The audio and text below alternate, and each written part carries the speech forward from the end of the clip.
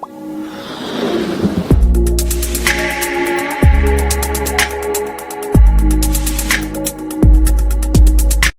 안녕하세요. 난셀기 시청자 여러분, 금육입니다. 오늘은 별다른 설명 없이 바로 본론으로 들어가도록 하겠습니다. 최근 대만과 홍콩 문제를 둘러싼 미국과 중국 사이의 패권 전쟁이 심상치 않은 방향으로 흘러가고 있습니다. 중국의 급격한 부상 이후에 국제정치학계에서는 과연 중국이 언제쯤 미국을 따라잡을까 하는 것이 소미의 관심사였죠. 뭔가 이런 항상 상상 속에 그려보던 그런 미국과 중국 간의 본격적인 그런 대결 전쟁이 급기야 우리 눈앞에 펼쳐지고 있는 것입니다. 이 미중 사이의 갈등은 무역 분야를 넘어서 남중국해 문제, 의료 문제, 이제는 정치 문제까지 확대되고 있습니다. 자, 오늘은 어떤 일들이 있었는지 한번 하나하나 짚어보도록 하겠습니다.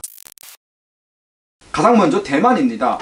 대만에서 무슨 문제가 있었길래 미국과 중국 간의 갈등이 생기는 걸까요? 올해 1월에 대만에서는 대선이 있었습니다. 차이잉원이라는 사람이 다시 총통에 당선이 됐는데 재선된 거죠, 결국은. 근데 이제 코로나 때문에 취임식을 못하고 있다가 저번 달, 즉 5월 20일 날 취임식을 했습니다. 이 차이잉원 총통은 대만에서 가장 대표적인 반중적인 그런 독립 지지자입니다. 대만과 중국 사이의 관계를 좀 간략하게 설명한다면은, 원래 이제 대만은 여러분들이 다 아시다시피 장개석 주석이 중공군과의 싸움에서 밀려난 뒤에 본토에서 철수를 해서 대만으로 몰려와서 어떻게 보면은 정부를 세운 거잖아요. 그게 쭉 이어오다가 1992년에 양안 관계라는 걸 맺습니다. 대만과 중국은 하나의 중국이다라는 어떤 기본적인 모델에 합의를 했고, 그러면서 중국이 추진하는 1국가 2체제, 즉 하나의 중국이지만 거기서 두 개의 체제가 용인될 수 있다라는 그런 컨셉의 1국가 2체제를 대만이 받아들이기로 한 것입니다. 그게 이제 1992년 양안 관계라고 우리 흔히 얘기를 하죠. 우리가 대표적으로 이제 생각했을 때 1국가 2체제 모델이 홍콩이랑 마카오입니다. 홍콩도 영국으로 반환받을 당시 이제 중국이 홍콩 내에 있는 민주주의라든가 혹은 자유시장을 건드리지 않겠다라는 그런 조건을 내걸면서 홍콩을 반환받은 것이거든요. 대만한테도 똑같은 조건을 내건 것입니다. 그러면서 이제 그 대만에는 친중적 성향의 정치인 세력과 그리고 반중 성향의 정치 세력, 이렇게 두 개의 파벌이 크게 존재한다고 볼 수 있습니다. 중국과 사이가 좋을 때에는 그런 친중적인 정치 세력이 정권을 잡았을 때고, 중국과 사이가 안 좋을 때에는 반중적인 성향의 정치인들이 정권을 잡았을 때입니다. 이 차이잉원이 바로 그 대표적인 반중 성향의 정치인이면서도 독립을 지지하고 있는 그런 분리 독립주의자인 거죠. 결국 이 차이잉원을 중심으로 하는 분리 독립 세력이 압도적인 표차로 승리를 하면서 중국과 대만 사이 관계가 악화일로를 걷고 있는 것입니다. 이번 총통 수락 연설에서도 차이잉원은 중국이 제시하고 있는 그런 1국가 2체제 모델을 단호하게 거부를 했고,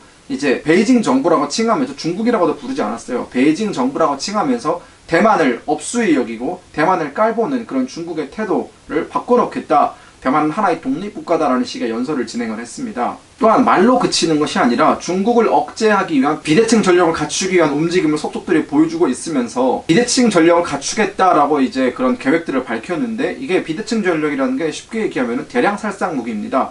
어차피 대만군이 중공군을 상대로 대등하게 싸울 수는 없으니까 핵전력이라든가 혹은 대량 살상 무기라든가 기타 이런 또 비대칭 전력을 갖추어서 중국과의 힘의 균형을 이루겠다는 뜻입니다. 당연히 미국이 이걸 도와주겠죠. 즉 대만의 상태가 이런 것이 왜 미국과 중국 간의 문제로 번지느냐, 바로 차이잉원 총통이 믿고 있는 그런 뒷배가 바로 미국이기 때문입니다.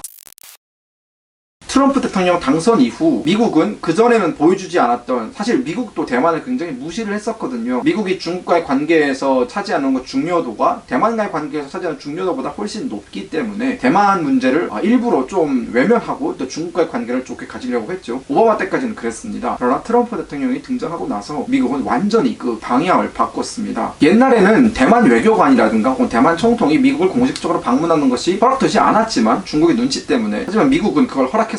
그래서 이제 차이잉원 총통이 작년인가 재작년인가 미국을 한번 방문한 적이 있죠. 또한 이번 총통 대선에 당선됐을 때에도 폼페이오 국무장관이 직접 그 축하 연설을 보냈는데, 이러한 일들은 과거에는 전혀 일어날 수 없는 일이었습니다. 그 폼페이오 장관이 뭐라 그랬냐면, 축하 연설에서 대만은 미국이 가장 중요하게 생각하는 그런 파트너 중에 하나다. 또 대만에 대한 미국의 지지는 초당적이고 협력적이다라고 밝혔습니다. 이런 어마어마한 지지는 사실 그전에는 전혀 쳐다볼 수 없던 것들이었죠. 미국은 말로만 그치는 게 아니라 예전부터 그 대만 해협에서 중국이 군사적으로 대만을 위협할 때마다 항행의 자유라는 작전을 통해서 군사적으로 대만을 보호해 주었습니다. 대만 해협은 우리가 이제 지도를 보시면은 중국과 대만 사이에 흐르고 있는 이 해협인데, 이 구간은 정말 군사적으로 첨예한 곳입니다. 중공군 해군이 항상 대기를 하는 곳인데 대만을 침공하기 위한 준비를 늘 갖추고 있는 것이죠. 여기를 미국의 함대가 어저씨 통과를 하면서 중국이 대만을 침공한다면 미국이 그것을 좌시하지 않을 것이다라는 뜻을 분명하게 보여준 것입니다. 또한 최근에는 중국의 거센 반발을 무시하고 대만에게 1억 8천만 불 정도의 무기를, 최신 무기를 판매했습니다. 미국의 이러한 행동이 의미하는 바는 매우 큽니다. 자, 보세요. 몇 년 전까지만 해도 대만은 미국이나 서방 세계, 우리나라, 일본, 선진국들에게 무시를 받는 그런 국가였습니다.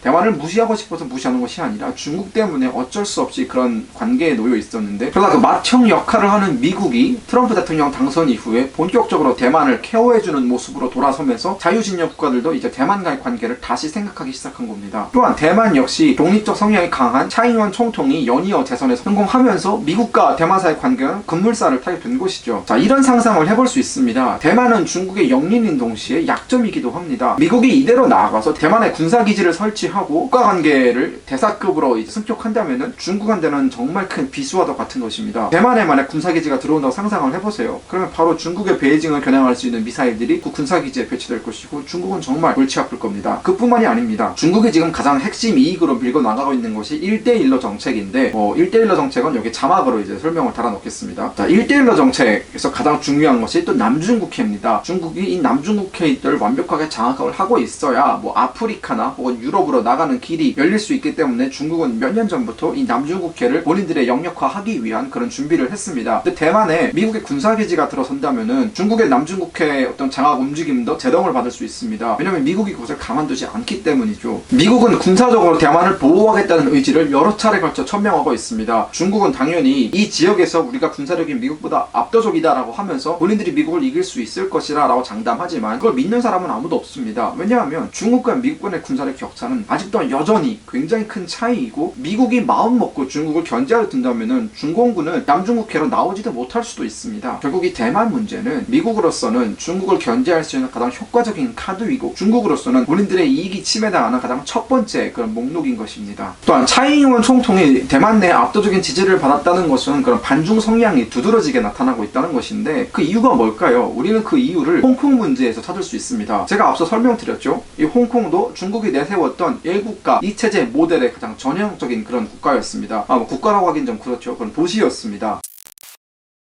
자, 홍콩 문제로 한번 가볼까요? 최근 몇 년 동안 홍콩에서는 젊은 세대를 중심으로 인해서 중국의 통제를 거부하고 홍콩의 자유 질서를 회복하기 위한 움직임이 지속적으로 일어났습니다. 우리가 다 잘 알고 있는 그런 우산혁명이라든가, 혹은 작년 홍콩 전체를 뒤흔들었던 그런 여러 가지 다양한 혁명 시도들이 이제 그런 것들을 증명하고 있죠. 쉽게 얘기하면은 지금 홍콩의 젊은 세대, 즉 2030 세대는 본인들이 중국인이다 라는 그런 의식보다는 우리는 홍콩인이다 라는 의식이 더 강하게 이제 자리 잡고 있으며, 그 중국 베이징 정부가 시행하려고 하는 그런 여러 가지 자유 억제 정책들을 굉장히 반대하고 있습니다. 당연히 베이징도 그걸 잘 알고 있기 때문에 그들의 어떤 자유 움직임을 억제하기 위한 다양한 정책들을 내놨는데, 그 대표적인 게 바로 얼마 전에 통과된 홍콩 국가보안법입니다. 그 홍콩 국가보안법의 주요 핵심 내용은 중국을 비난하거나 혹은 공산당을 비난하고 비판하는 사람들을 감옥에 넣을 수도 있다라는 법적 제재를 가할 수도 있다라는 그런 조항인데, 당연히 그것은 홍콩 사람들의 자유의지, 표현의 자유를 빼앗는 악법 중에 악법인 것입니다. 당연히 홍콩의 민주 세력들은 여기에 반발을 할 수밖에 없었고, 또 이제 홍콩의 자유를 지지하는 미국과 서방 세계도 동시에 중국이 그런 법안을 통과시키자마자 바로 반대 성명을 냈습니다. 미국은 중국이 만약 홍콩을 국유화로 든다면은 홍콩이 자유도시이기 때문에 받고 있는 여러 가지 혜택들, 국제 금융 허브로서 받고 있는 여러 가지 혜택들을 아주 무용지물로 만들어 버리겠다라고 으름장을 놨습니다. 중국은 애써 태어나게 우리는 그런 거 상관 안 한다, 우리는 이미 준비가 되어 있다라고 얘기하지만 홍콩이 미국으로부터 받는 혜택이 어마어마하기 때문에 중국으로서는 골치가 아플 수밖에 없습니다. 또한 중국이 그런 국가보안법을 만들겠다고 얘기하자마자 홍콩의 많은 지식인들이 동요를 하고 있고, 미국이나 영국으로 이민을 알아보고 있습니다. 자, 중국의 이러한 강압적 움직임은 홍콩뿐만 아니라 주변 국가들의 강력한 반발을 불러올 수밖에 없습니다. 홍콩이 중국으로 반환될 당시 중국이 했던 약속은 고도의 자치였고 자유였습니다. 그러나 그 자유는 중국을 찬양하고 중국의 말을 잘 따르는 사람들에게만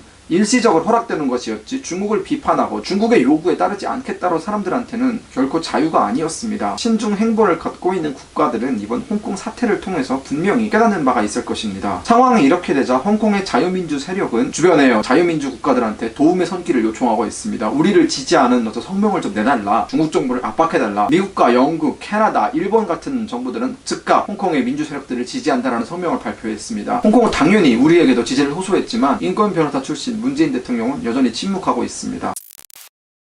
대만과 홍콩 문제를 기점으로 미국과 중국과의 갈등은 더 이상 피할 수 없는 필연적인 것이 되었습니다. 미중 간의 패권 경쟁의 본격적인 서막이 올랐다고 볼 수 있는 것입니다. 누가 이기든 이제는 승부를 봐야 합니다. 중국과 미국은 이 싸움에 한국이 자신들의 편이 돼줄 것을 공식적으로 요구를 하고 있습니다. 싱하이밍 중국 대사는 중국 관여원련에 나와서 한국이 본인들의 홍콩 국가보안법을 지지해줄 것을 믿어 의심치 않는다라고 대놓고 한국 정부를 압박했습니다. 미국 역시 우리를 G7 정상회담에 초청을 하면서 은연중에 한국이 미국의 편에 설 것을 요구하고 있습니다. 자유민주주의 진영의 곁에 설 것인가 아니면 중국 공산당의 편에 설 것인가 선택이 그렇게 어렵지 않습니다. 미국은 우리나라의 자유를 지키기 위해 이름 모를 전장에서 수많은 피를 흘려가면서 우리와 함께 싸운 전우입니다. 하지만 중국은 우리의 자유를 빼앗기 위해 북한을 도와 우리나라를 침략했던 침략자입니다. 중공군의 손에 죽어나간 우리 국군 장병들의 수가 수십만에 달합니다. 그때와 지금은 다르다고요? 그때의 시각으로 지금을 평가하면 안 된다고 말할 수 있습니다. 지금의 중국은 어떻습니까? 중국은 중국몽이라는 신중화주의를 실현하기 위해서 남중국해 나라들을 무력으로 핍박하고 있고 경제적으로 보복행위를 가하고 있습니다. 우리도 중국의 경제 보복을 호되게 당한 적이 있죠. 하지만 미국은 우리나라를 침략한 적도 또 우리에게 어떠한 피해를 입힌 적도 없습니다. 선택은 어렵지 않습니다. 오늘의 영상 여기까지입니다. 영상이 유익하셨다면 좋아요와 구독 꼭 눌러주시고 또 알람 설정까지 해주시면 감사하겠습니다. 지금까지 난세일기의 김금혁이었습니다.